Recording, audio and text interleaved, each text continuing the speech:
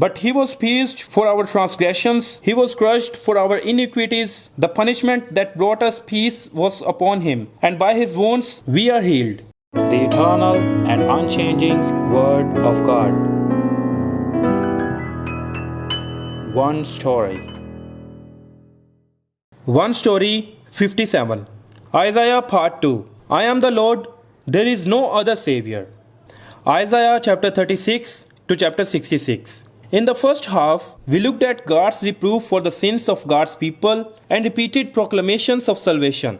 The basis of God's salvation was based on the complete love of God, not on the merits of any intention of God's people, and it was God's zeal for God to proceed as the subject. And now, before proclaiming the work of God's salvation, in the second half, a connection is made through the historical salvation ministry between King Hezekiah and Judah. On what are you basing this confidence of yours?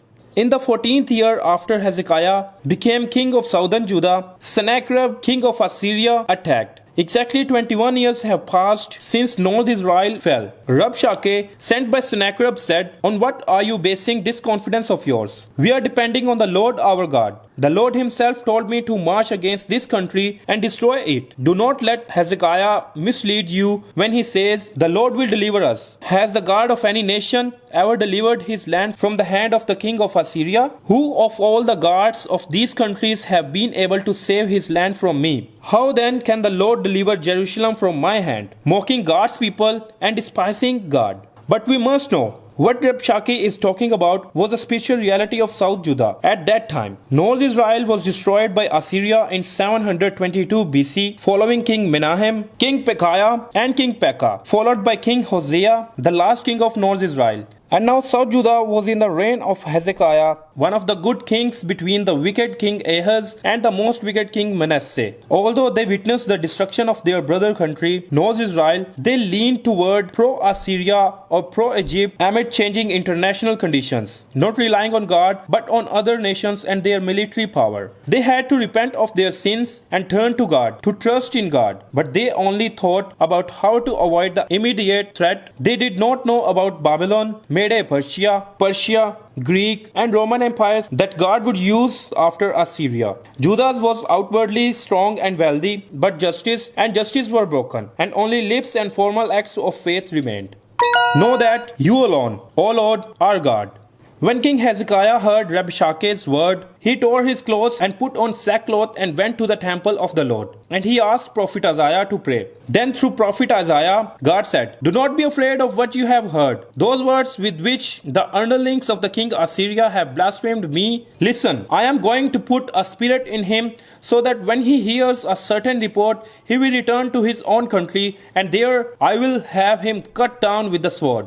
However, Rabshakeh, who did not God's answer, sent another letter saying, "Do not let the God you depend on deceive you when he says, 'Jerusalem will not be handed over to the king of Assyria.' Surely you have heard what the kings of Assyria have done to all the countries, destroying them completely. And will you be delivered?" Then Hezekiah takes the letter and brings it to the temple of the Lord, opens it and prays. He said, "O Lord Almighty, God of Israel, enthroned between the cherubim, you alone are God over all the kingdoms of the earth. You have made heaven and earth. Give ear, O Lord, and hear. Open your eyes, O Lord, and see. Listen to all the words Sennacherib has sent to insult the living God. It is true, O Lord, that the Assyrian kings have laid waste all these peoples and their lands. They have thrown their gods into the fire and destroyed them. For they were not gods but only wood and stone fashioned by human hands. Now, O Lord our God, deliver us from his hand, so that all kingdoms on earth may know that you alone, O Lord, are God." God knew Hezekiah's prayer, that their blasphemy and reproach was done to God, and proclaimed, "Because you rage against me and because your insolence has reached my ears, I will put my hook in your nose and my bit in your mouth, and I will make you return by the way you came. It will surely be achieved with God's zeal." And as God said, he killed 185,000 people in the Assyrian camp, and Sennacherib, who slandered and mocked God, also died. "I have heard your prayer and seen your tears. At that time, Hezekiah got his illness, and prophet Isaiah said, "You are going to die. You will not recover." Hezekiah turned his face to the wall and wept loudly and prayed to God. Then God answered his prayer and said, "I have heard your prayer and seen your tears. I will add 15 years to your life, and I will deliver you and this city from the hand of the king of Assyria. I will defend this city." And as evidence of the answer, the shadow cast by the sun went back the 10 steps. Hezekiah's limitations. We constantly saw the limitations of God's people in one story. We saw that no one was righteous by themselves. We saw that God held on to them and they were able to stand as people of God with God's grace. Therefore, we must never focus on the person but meet God through the word, who is with the person with grace and power. King Hezekiah is no exception. Hezekiah became proud after seeing and experiencing the impossible victory with the great Assyrian, 15 years of life extension, and the miracle of the fading of the sundial's shadow. God did it. But it becomes pride when Hezekiah says it was because of himself, not because of God's will or God's zeal. Hezekiah rejoiced with the messengers for the gifts of Merodach-Baladan, king of Babylon, an emerging force holding back Assyria, which was now crushed. And he boosts his strength. Then he hears God's words from prophet Isaiah, who said, "The time will surely come when everything in your palace and all that your fathers have stored up until this day will be carried off to Babylon. Nothing will be left." This is the limit of human stupidity and is the fundamental reason why God must come as a mediator in the form of Jesus Christ. Now we can know God's will for God's people through the historical events in between the first half and the second half. The spiritual situation of God's people was relying on the power of the world, not trusting and acknowledging God, as Rabshakeh sent by Sennacherib, king of Assyria, said. They had to search God in the temple, tearing their cloth, putting on sackcloth, weeping with tears, repenting and facing the wall, turning their backs to the world like Hezekiah's prayer. This is because God's desire is salvation, not discipline. God would have heard them like Hezekiah's prayer and act as he did, but God's people will not return. When the Assyrian army was defeated again, King Sennacherib died, the danger disappeared, and they still depended on the power of the world, not God. And also, like the foolishness of King Hezekiah, they considered as if they deserved the care of God that saved them countless times. They liked God, who saved them from suffering, but they could not figure out the heart of God, who had to punish them for their crimes, and complained and resented. Now, the second half of the book of Isaiah proclaims God's plan of salvation for people left behind. Those who are called by God to become God's people without any merit or will of God's people. Of course, he still points out the sins of God's people in between, but he speaks of the kingdom of God that will be fulfilled by God. You should comfort my people. God said to the people who have repeated their rebellion and who constantly hoped and wanted for the world's power, not God, and pulled out hearts and materials for all the idols that could be found and created, that they will be my people, and that God called the people my servant, and Jacob whom I have chosen, revealing his love, as King Solomon confessed to the Shulamite woman in Song of Songs. My lover is mine and I am his. I am my lover's and my lover is mine. God is saying, my people. The unity of this holy God and people who are sinners can only be achieved through Jesus Christ. I am the Lord. Besides me there is no other Savior. God revealed his incomparable power to the people who have lived for themselves, worshipping and serving the world without looking at God, and proclaimed, there is no other Savior besides me. God led his people to green pastures and quiet waters, restores their souls, guides them in paths of righteousness, stays with them in the valley of the shadow of death, comforts them with his rod and staff, meaning that only God can make them dwell in the house of the Lord forever. He said that all idols are in vain, their ceremonies are futile, and that the idols they pour out to are wind and empty. Do not be afraid. God said, do not be afraid. Do not be dismayed. Do not fear, because I am your God and I am with you. Help you, you are mine, and there is no other rock besides God. And because God is your husband, God's discipline will no longer be fulfilled. God said, forget the former things, do not dwell on the past. See, I am doing a new thing. Now it springs up. Do you not perceive it? In addition, God said, I, even I, am he who blots out your transgressions for my own sake, and remembers your sins no more. God said, but Zion said, the Lord has forsaken me, the Lord has forgotten me. Can a mother forget the baby at her breast and have no compassion on the child she has born? Though she may forget, I will not forget you. And for I am the Lord your God, who churns up the sea so that its waves roar. The Lord Almighty is his name. I have put my words in your mouth and covered you with the shadow of my hand. I who set the heavens in place, who laid the foundation of the earth, and who say to Zion, you are my people. Now God will go through the hearts of God's spiritual people, the remnant, and give them a new heart and a new spirit. I, the Lord, am your Savior and Redeemer. God said, remember these things, O Jacob, for you are my servant. O Israel, I have made you, you are my servant. O Israel, I will not forget you. I have swept away your offenses like a cloud, your sins like the morning mist. Return to me, for I have redeemed you. God also said, leave Babylon, flee from the Babylonians. Announce this with the shouts of joy and proclaim it. Send it out to the ends of the earth. Say, the Lord has redeemed his servant Jacob. They did not thirst when he led them through the deserts. He made water flow for them from the rock. He split the rock and water gushed out. In addition, he said, you were sold for nothing, and without money you will be redeemed. It meant that God took the penalty for all sins. God's servant.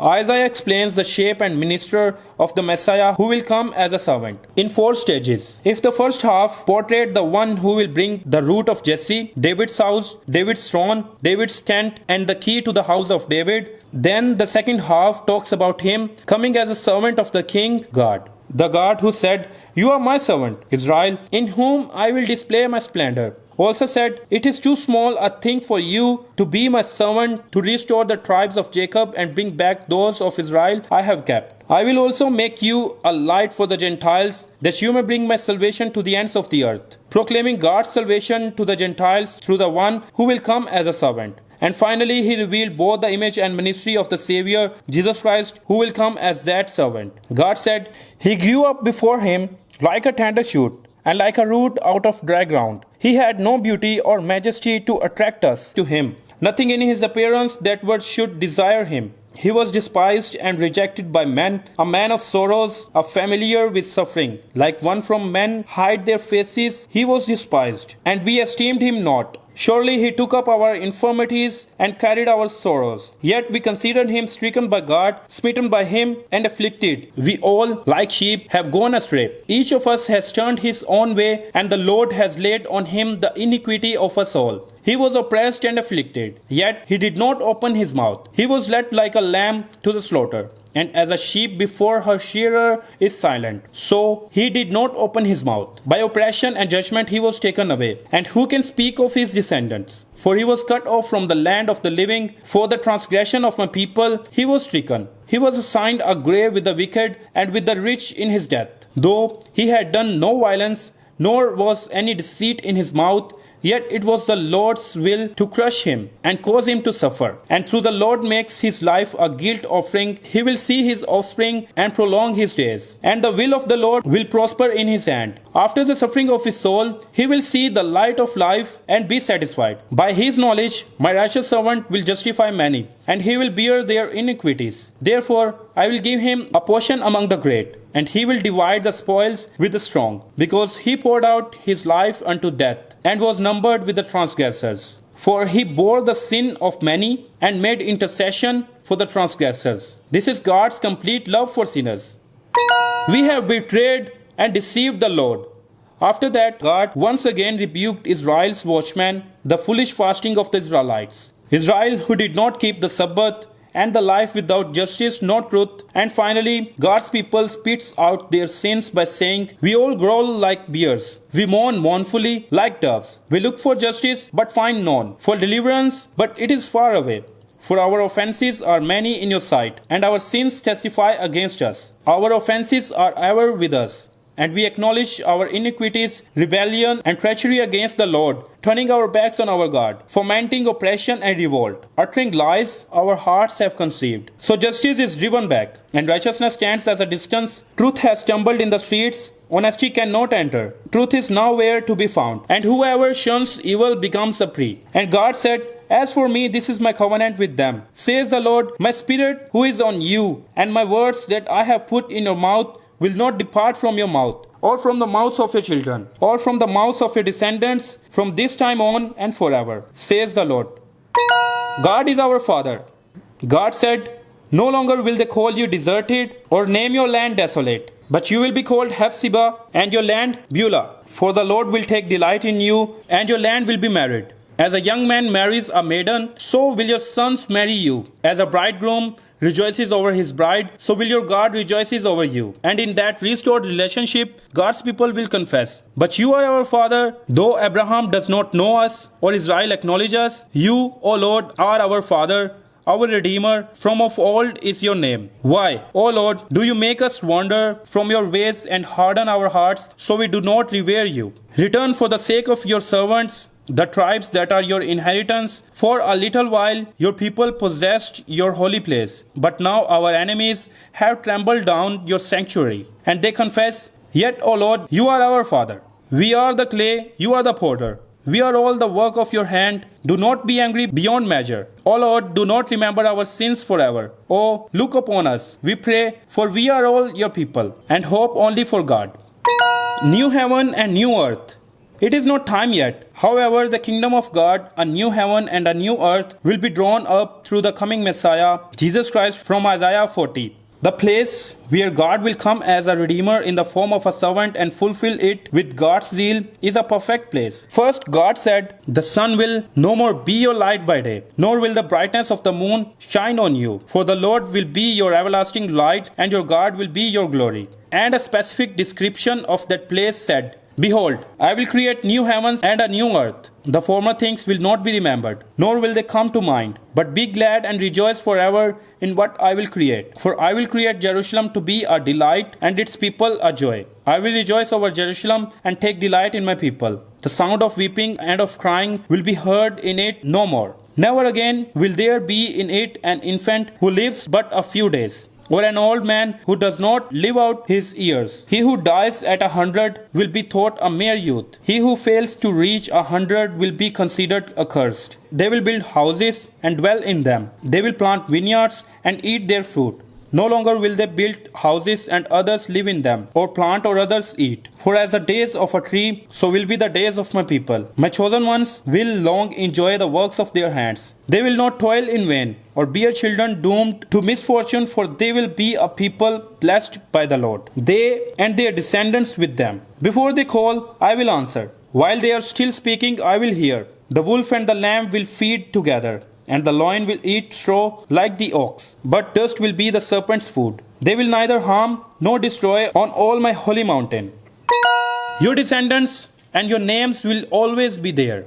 God said, "This is the one I esteem, he who is humble and contrite in spirit and trembles at my word." And also said, "But whoever sacrifices a bull is like one who kills a man, and whoever offers a lamb like one who breaks a dog's neck. Whoever makes a grain offering is like one who presents pig's blood, and whoever burns memorial incense like one who worships an idol. They have chosen their own ways, and their souls delight in their abominations. So I also will choose harsh treatment for them, and will bring upon them what they dread. For when I called, no one answered. When I speak, no one listened. They did evil in sight and chose what displeases me, saying once again what God wants. Finally he said, and I, because of their actions and their imaginations, am about to come and gather all nations and tongues, and they will come and see my glory. I will set a sign among them, and I will send some of those who survive to the nations, to Tarshish, to the Libyans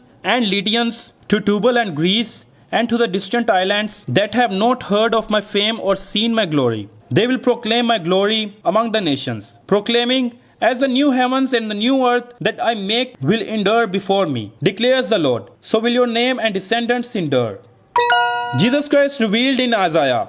Jesus Christ revealed in the book of Isaiah, be Almighty God, then Prince of Peace, Holy Seed, descendant of Jesse, will have David's throne, and come in the form of Emmanuel, the son of a virgin conceived, also through the preparation of a worshipper, and the coming of the Spirit of the Lord with spiritual discernment. He will come with nothing in his appearance that we should desire him. As a servant of God, Jesus Christ began with the ministry of Galilee and said, Come all you who are thirsty, and you who have no money. And as the one who frees, the one who rebukes, he will receive unbelief in the world, but will reign with justice and rule with justice. A light to the Gentiles, will suffer affliction, insults, and spitting, will be silent before the accusers, take responsibility of their sins, and will be stabbed, hurt, disciplined, and whipped. In addition, he will face contempt and rejection, will suffer pain and sorrow, be crucified with sinners, and be buried in the tomb of the rich. Through the book of Isaiah, the first prophet of the Old Testament, we saw God's feeling toward God's people, we saw God's pain. Nevertheless, we saw God's zeal for the remnants of God's spiritual people.